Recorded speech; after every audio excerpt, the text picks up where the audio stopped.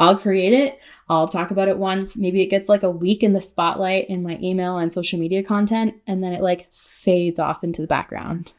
Well, my friend, that is the death of your lead magnet, because if you're not talking about it, no one knows that it exists. And if people miss the little first batch of messaging that you gave it, or they start following you later, then they never know you even have this beautiful lead magnet available to solve their problem. So they're never going to download it. Welcome to Go Get Great, the podcast for aspiring entrepreneurs and ambitious small business owners. I'm your host, Brittany, owner of Brittany Miller Socials and mother of 3. Go Get Great is all about helping you make life and business work together. You'll learn about the fumbles that helped get me and my guests to where we are today so you don't have to make them. So come join the journey with Go Get Great. So I've seen this statement floating around all over the internet: lead magnets are dead. And I find that this is ridiculously false, to the point where I now need to record a podcast episode to talk about it. Now, I want you to know that I'm saying this not as an email marketer, but as an online marketing strategist who his entire purpose is to help you grow your business. And if you're listening to the propaganda that's out there saying that lead magnets are dead, you are really hurting your chances to grow your business by taking something completely off the table that is actually one of the best lead generation tools that are out there. Now, I do want to put a caveat out there saying that I think sometimes when I'm seeing this, what people actually mean is that downloadable lead magnets are dead. Think like PDF resources, checklists, cheat sheets, sometimes even guides.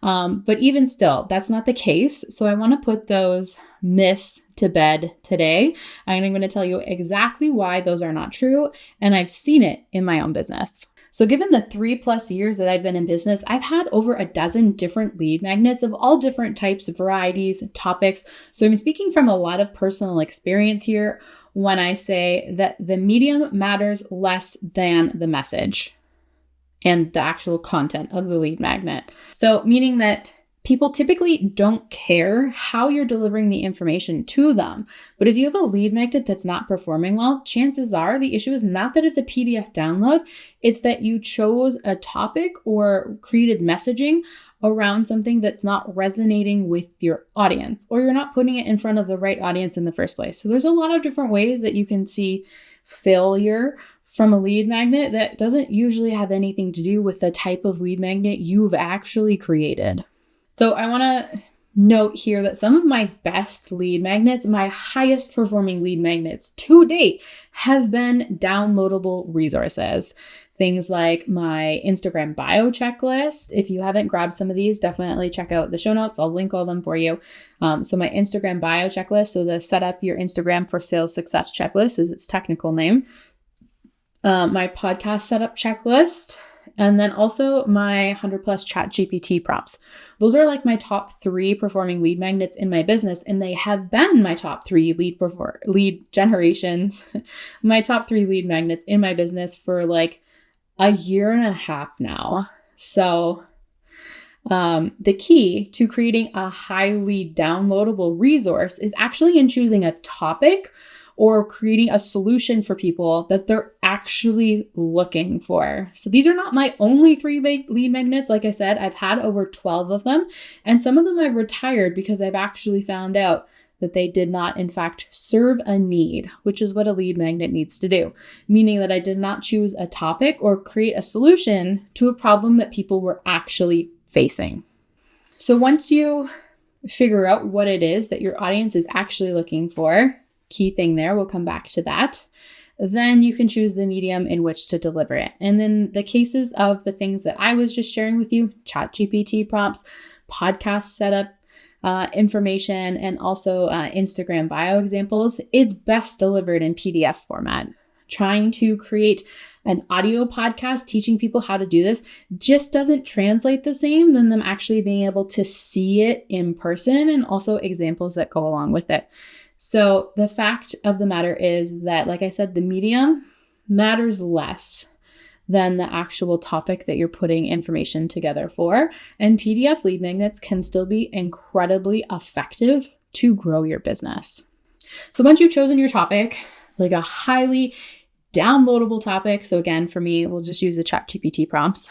People are really interested in learning how to use ChatGPT to create social media content in their business, so they're not spending all of their time constantly creating things for Instagram, as an example. It's a highly valuable topic right now. So I created a lead magnet about it.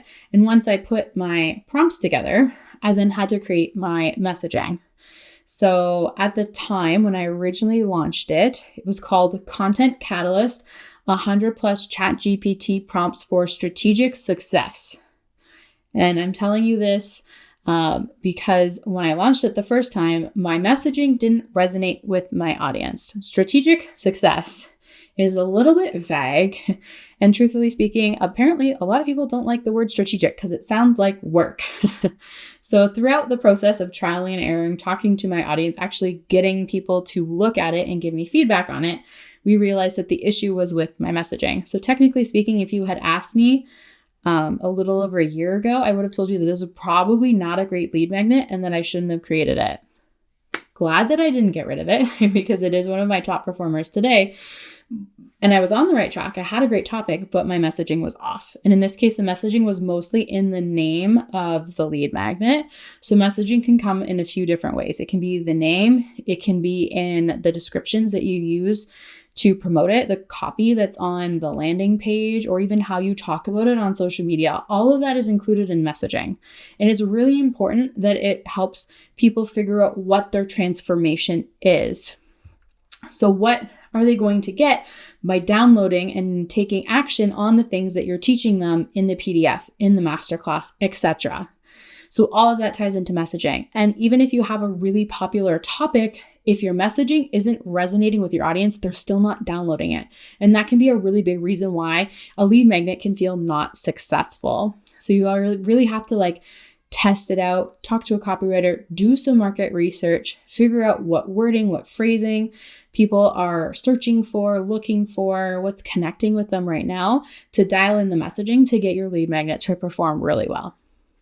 I had actually the same thing happen with my Instagram bio checklist when I launched it the first time, and I literally called it Instagram bio checklist.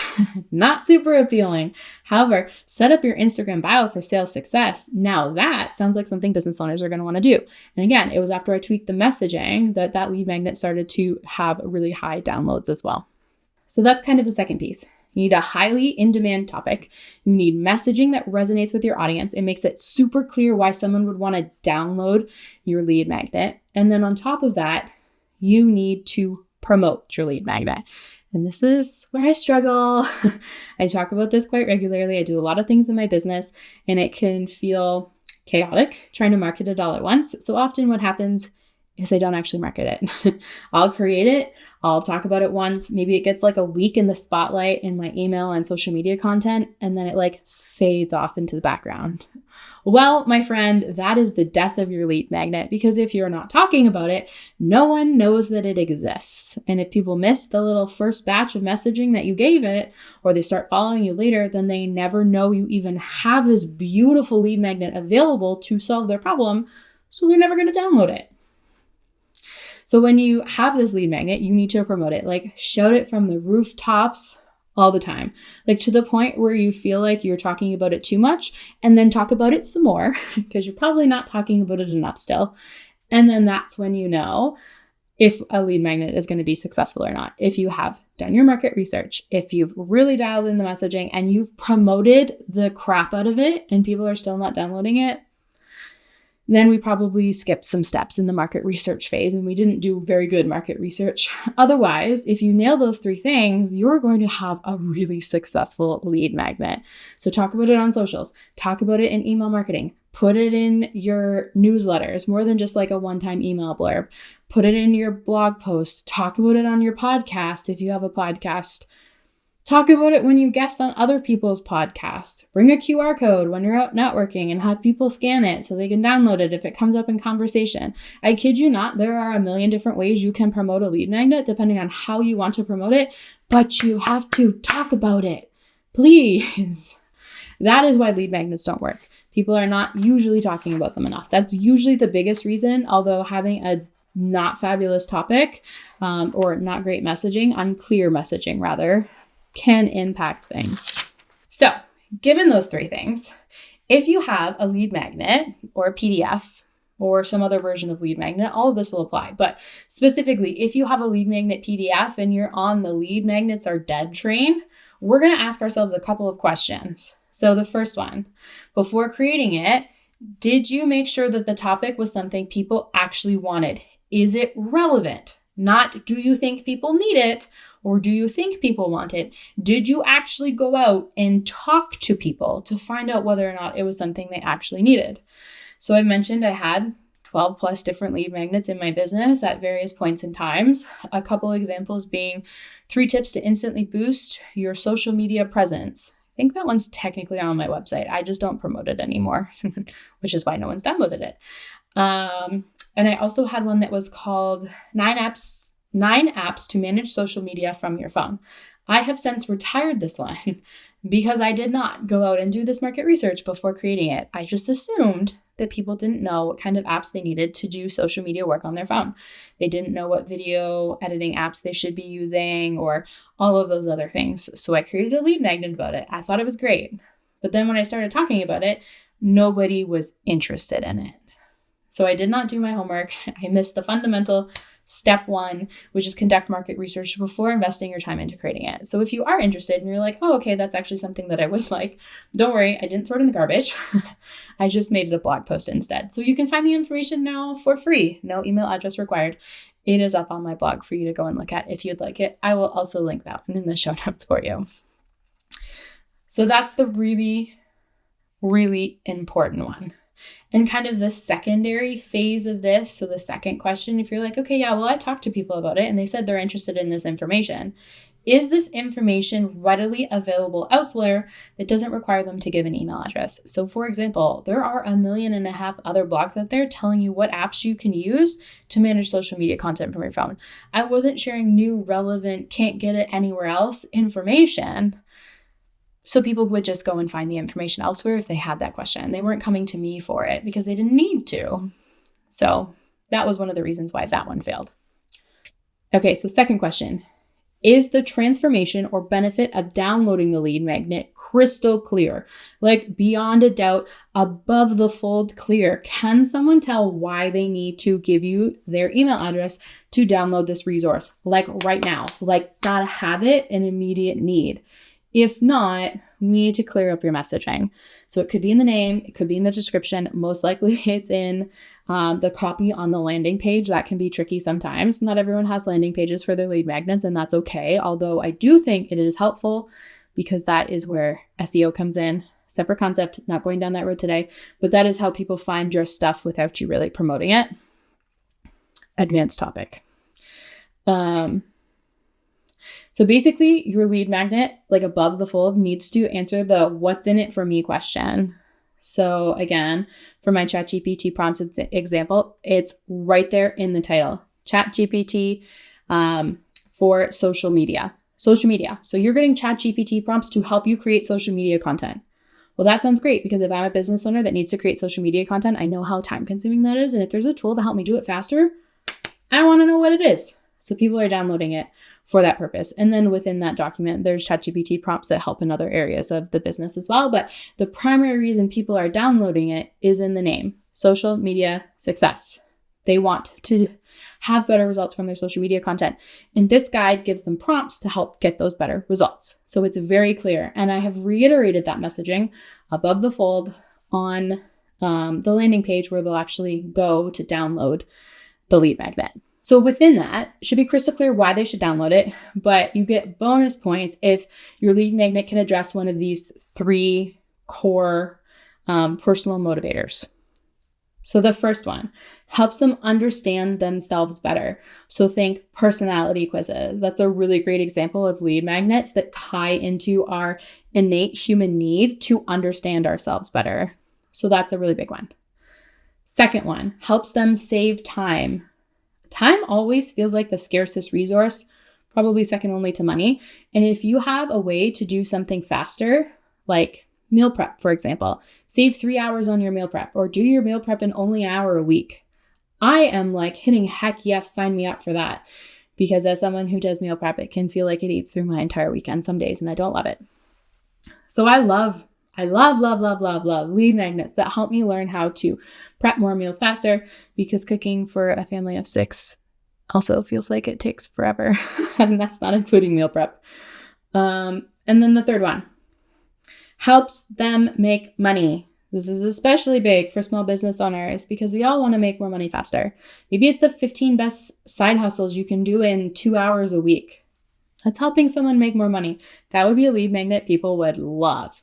So there's lots of different options of how you can create a highly desirable lead magnet, and building in one of those 3 motivational factors to the topic and the messaging, even if it's not like crucial to the topic, if you can build that into the messaging, then it's going to help you have more downloads for your lead magnet. Now, the only caveat for this is it has to be a true statement. I don't want you going off spouting that you're going to save people 3 hours a week on something if you can't actually teach them how to save 3 hours a week in the lead magnet. No false advertising allowed here. But if you can make a truthful statement about one of those 3 things, then you're going to have a really killer lead magnet. Okay, and last question. I want you to be really, really honest with yourself about this one, because I told you earlier, this is honestly the one that I struggle with the most. Have you really promoted the lead magnet as much as you could have, or as much as you should have? And keep in mind, it takes people a really long time to do things, even when that thing is free. Have you promoted it enough to say with confidence, I know that people are interested in this topic. I know that I've nailed my messaging and I have promoted the crap out of it and people are still not interested? Then we're going to need to fine tune probably who you're talking to with your messaging, because there's a discrepancy here somewhere if you've done the other 2, or all 3 of them rather. But this is a really big one. Have you truly promoted it enough? Have you talked about it on socials over and over and over again? Have you mentioned it in podcasts that you've guests on? All those examples that I gave earlier. How often are you mentioning it in those things? Can you mention it a little bit more to get even better results? Or could you run paid ads to it on Facebook? I find that that's sometimes a great testing tool because you can get real volume really fast, depending on the audience you're targeting.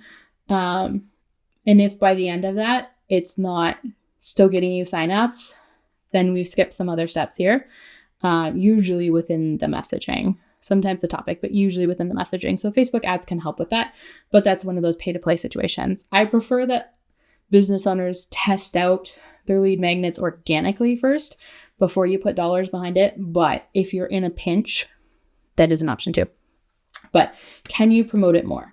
And usually this is where it falls apart. Like I said earlier, I know that I'm not the only business owner who creates something, gets really busy, and then forgets to talk about it again. Just talk about it again. If it's been more than like 2 weeks since you mentioned it on social media, pop up a story about it with a link to download it. And if you haven't put it in your email news blast lately, send it out again. Be like, hey, by the way, don't know if you saw this. I have this resource available. Here you go. So many different free ways that you can market your lead magnet to get more registrations. And yes, pro tip, even the people that are on your email list, I do recommend you have them opt in for the email, because usually that has an associated tag and email sequence that will go with it. But if you want to, you can just be like, here's the link to grab it for free. No email address required, depending on how you want to go about that. So those are kind of the key things that I wanted to cover. Lead magnets, not dead. Those are the 3 reasons that lead magnets typically fail, in air quotes. But I did want to bust a myth while we're in here talking about lead magnets. So coming back to when I said that the medium doesn't matter as much as the messaging, still very true. But I hear a lot of people tell me, oh, well, masterclasses are way more successful than downloadable resources. I'm going to say false on that one. Hear me out. They can sometimes seem like they generate more leads for you. However, and this is why I say false, it depends on what your goal is. So masterclasses, particularly live masterclasses, are absolutely fabulous if your goal is sales. The reason being is because it feels like a very personable conversation that you're having with your audience, and they develop trust faster. They are more likely to make a purchase from you at the end of an hour masterclass than they would be to make a purchase from you at the end of a 4 to 6 email sequence from a PDF download. So if your goal is sales, yes, having a lead magnet as a masterclass would be a great idea for you. That's why you'll often hear people talk about live launches, and I do them in my own business. So I have masterclasses that act as lead magnet tools in my business, specifically for the sale of my Profile the Profit course. So I have people register for the masterclass, teach them some things, tell them that the next step is to take the course. And a lot of people register at the end of the masterclass because by the end of that hour, they know that I'm an expert and they trust me and they're ready to take the next step to get better results with their social media content. That makes sense. As a general rule of thumb, though, masterclasses are harder to get registrations for, especially live masterclasses, because typically you're promoting them in advance. So now you're making people wait to get the solution to the problem that they are facing. And most people do not want to wait 2 to 3 weeks to solve a problem that they have. They want an immediate fix, which they do get with a downloadable resource because you're going to deliver it via email, probably before they've even finished filling out the opt-in form. That's great. I can immediately go from the opt-in form to my email address to read the information that then solves my problem. Beautiful. Love that system. That's why I use it. And within that, above and beyond that, not only do they have to wait, they then have to be available at a very specific period of time to actually attend the masterclass live. Because truthfully speaking, less than 90% of people that register for a masterclass to watch the recording never actually watch the recording. And I know this because I can see the stats in the number of people that watch the recording, and it is drastically lower than the number of people that register and show up for the live masterclass. And also because sometimes I talk to those people later and they're like, oh yeah, I meant to watch that and I didn't. Most people don't. So you might get seemingly more registrations for a live masterclass, but in actuality, you usually have fewer people actually seeing the content from you. So not only does it have a higher cost per lead if you're running Facebook ads, because people are like, oh yeah, I'm available at this time, or oh no, I'm not. But again, you're making them wait for things as well. So oftentimes, downloadable resources are actually the better way to go to grow your email list, because then you can communicate with people down the road as well, because you've solved an immediate problem for them. You have built a level of trust. You may not sell something right away. It may take 3 months, 6 months, 12 months for them to be ready to make a purchase, unlike some people, very low conversion rates at the end of masterclasses, for the record. Like a goal is usually 5 to 20%, just so you know. You may not make immediate sales like a live masterclass, but oftentimes they are better long-term lead growth, list growth than masterclasses. So that's why I actually say false.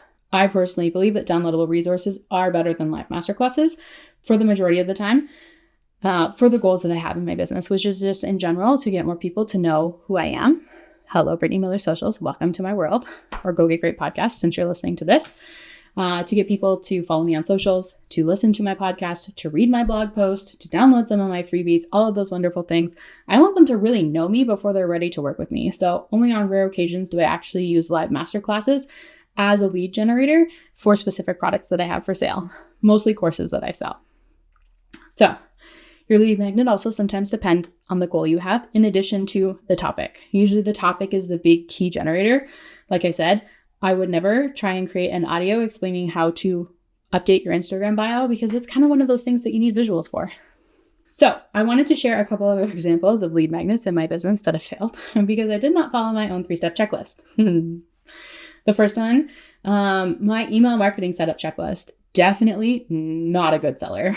And seller, obviously, I understand that it's a free resource that I'm giving away, but not a good seller, not a good downloader, whatever you want to call it.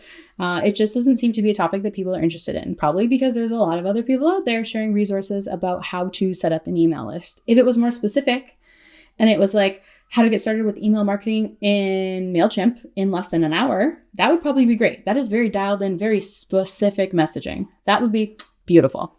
The reason this one failed is because A, I didn't really do research to see whether people needed support getting started with their email marketing, and B, the messaging on it is truthfully not fabulous. One of these days I'll go back and fix it if I don't decide to just scrap it all together, turn it into a blog post, maybe create a new lead magnet around email marketing. Kind of been toying with an email list growth freebie of some sort, challenge, maybe. We'll see. Still in the works. We're brainstorming.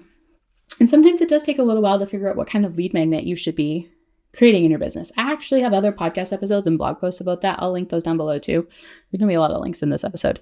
But that one really just didn't do well because it was not a super in-demand topic, did not have very clear messaging. It was very vague because it wasn't platform specific, which is one of the reasons why it was very vague. And I didn't promote it because when I did my first little blurb, saw that it did not get very much traction. And I was like, cool, I don't think this is going to go very far. So it's on my website. Occasionally, very occasionally, someone will download it. Occasionally, someone will see a pin on Pinterest that I've created and download it. But even those are very few and far between. And I do create pins on Pinterest about it quite regularly. So that is how I know that it is not an in-demand topic. It's kind of like reverse market research. I do not recommend you do it this way. This is the learning the hard way phase. We're trying to help you skip that altogether. That was the whole purpose of today's episode. So that one did not do well. And then some of my other ones, which I mentioned earlier. So my 3 tips for Instagram success. Not actually a bad lead magnet, but also, again, very vague. And I like to have things that are a little bit more specific. So it's going to get transitioned into a blog post whenever I find time. It's just not something that's a huge priority for me right now. So we'll get around to it later. And then my email app one, or sorry, not email app, my social media apps, that one I told you converted into a blog post. And then I've truthfully had some masterclasses that I have retired that I no longer run. So some of them have been turned into paid resources. You guys know last week at the time I'm recording this, I officially launched my ChatGPT course that originally started as a masterclass that I ran as a lead magnet. And now I've built it out and added more modules, additional content and resources, and I turned it into a paid course that you can purchase, which is a whole funnel thing that we'll talk about another day. So that one I retired. A couple more have been refreshed and revamped to better align with the services that I have. So I had one that was social media focused that's now become, I don't even remember what I called it. That's so bad. I have so many lead magnets in my business. But it's the one that leads to my profile, the profit. Grow Your Following Faster. That's what it's called. I Grow Your Following Faster, which leads to the sale of my course Profile the Profit. I had an email marketing masterclass that I haven't run in a long time because truthfully, running masterclasses is actually very time consuming. It's another reason why I love downloadable PDFs because you do it once and it's like good to go. Masterclasses have to be constantly updated. You have to spend time promoting and registering it, getting people registered for it. Not to say that you don't need to promote downloadable resources because you do, but like not to the same level. And I feel like that's another thing where people are like, oh, masterclasses are better. Sure. But I spend a lot more time promoting my masterclasses than I do my downloadable resources. One of the reasons why I have such high masterclass attendance is because I like personally DM everyone that follows me on Instagram and invite them to the masterclass. Do you know how long that takes? Oh my goodness, it is tedious and repetitive and time consuming. But it worked. I got a lot of people to register for my class. It grew my email list. Most of them didn't end up showing up to the masterclass. Some of them unsubscribed from my email list later. So I'm not necessarily sure that it was the best use of my time, but that's why in the beginning, it can sometimes feel like masterclasses outperform downloadable lead magnets, but really it's just that you're not evaluating how much time you're promoting one over the other. Anyway, that email marketing masterclass is being revamped on the back end when I have time. And it's going to be used as a lead magnet tool when I launch my email marketing course, hopefully sometime in 2025. We'll see. And then I had another one. It was called Stop Second Guessing Your Content. I actually loved the premise of this masterclass, but it did not perform well, like at all. So that was one of the reasons why I retired it. Probably won't run it again. It was kind of like an office hours, but it was meant to be like a live office hours learning experience. So people were supposed to submit content in advance that I would then like audit on the call. So it could be social media posts, could be emails, could be lead magnets. But I really quickly found that a lot of people did not want me tearing apart. And I say that loosely because none of the feedback I ever share is bad or negative feedback. It's just like, okay, this is what we have. Here are my suggestions of how you could make it even more awesome and get better results from it. But I think people were just really subconscious about that. And then they never registered for it. So, I mean, hey, if you're listening and you're like, this sounds really cool, sign me up for that. Send me a message. If I get enough people interested, I'll run it again. I haven't tried to promote it in a long time because the last few times I didn't really get any registrations. And I really dislike running masterclasses for like 1 to 2 people. Kind of feels like a giant waste of time when I am already as busy as I am. And like I said, haven't run masterclasses for a long time because of how long they take to put together. So even though I recycle a lot of the content, usually I'm updating visuals, sometimes I'm changing information, but you still have to rebuild all of the reminder emails and any of the sequences that go with it. And you have to like promote it and promote it and promote it. And sometimes you run Facebook ads for it, and that feels expensive sometimes. And just anyway, at the place where I am in my business, also trying to find an hour where I don't have a child interrupting me is like trying to win the lottery. Man, that shit feels hard. So even like right now I'm recording and I can hear Luca starting to wake up in the bedroom. And I'm like, shit, it's been like 20 minutes. I just need to record. And you know, I've been like, daycare, have someone come over and help. Well, it's easier said than done sometimes. So I don't find masterclasses work super well for the place I am in my personal life and business, which is why I haven't run them in a while. And I'm not saying don't do it, because I will. I have done them. I do like them because I love teaching, but they are definitely a time commitment. So just pros and cons that you should weigh before you're like, I'm only doing masterclasses because they perform better. Some people would argue that things like quizzes perform better than masterclasses. It really depends on who you're talking to. Stay tuned. I will let you know because I am working on launching a quiz. Really, really hope that it is live before June. Really hoping it's live before the end of April, but we'll see. With the move coming up, my timeline could be dicey. And then I'll let you know. I'll do an episode later talking about how I created my quiz and how it's performing. But I've heard good things about quizzes as lead magnets, so I'm excited to test that out. And that's what my whole business is, trial and error. And that's what my podcast is about, sharing that trial and error with you so that you don't have to do the trial and erroring. You can just do the succeeding. And with that, I'm going to wrap up this episode because I feel like I got a little off topic here, but I hope there was some good information for you in here. And I really hope that by the end of all this very long rant, you realize that lead magnets are not in fact dead, but the issue is usually that you didn't do your market research, that you did not message it well, you did not make it very clear how people or what the benefit is, and that you just didn't promote it enough, because that is 9 times out of 10 why lead magnets fail. It's like really 10 out of 10 if I'm being honest, but I'm just leaving room for marginal error because sometimes the unexpected happens. So thank you so much for tuning into this episode of the Go Get Great podcast. Definitely check out the show notes on this one because I have a bunch of stuff to link. Definitely more resources about lead magnets, some of my own lead magnets if you want to download them. And as always, if you're interested in working with me, would love to chat about that. My services are under revamp right now, so I'm not going to say anything super specific, but just stay tuned for that. We'll see you next week. Thank you so much for tuning in to Go Get Great. I hope you found some useful tips and tricks that can help you make life and business work together. If what I said resonates with you, please share it on social media, and don't forget to tag at Brittany Miller Socials so that I can celebrate you for taking those first steps towards achieving greatness. Remember, success doesn't happen overnight. It takes dedication, hard work, and a lot of spirit. So don't be afraid to dream big and go after what you want. Keep striving for greatness. You get closer with every step forward, no matter how small they may seem. Until next time, go get great.